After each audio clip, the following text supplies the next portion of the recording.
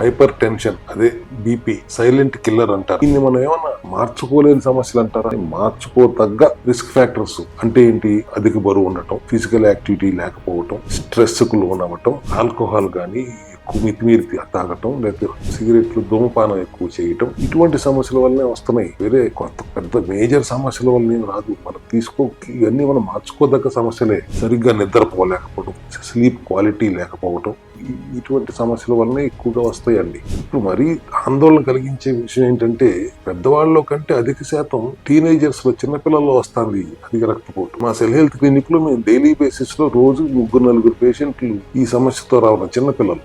దాని వల్ల వచ్చిన ఆఫ్టర్ ఎఫెక్ట్స్ తో, ఆథెరోస్క్లెరోసిస్ సమస్యతో కానీ, క్రానిక్ కిడ్నీ డిసీజ్ తో కానీ రావటం.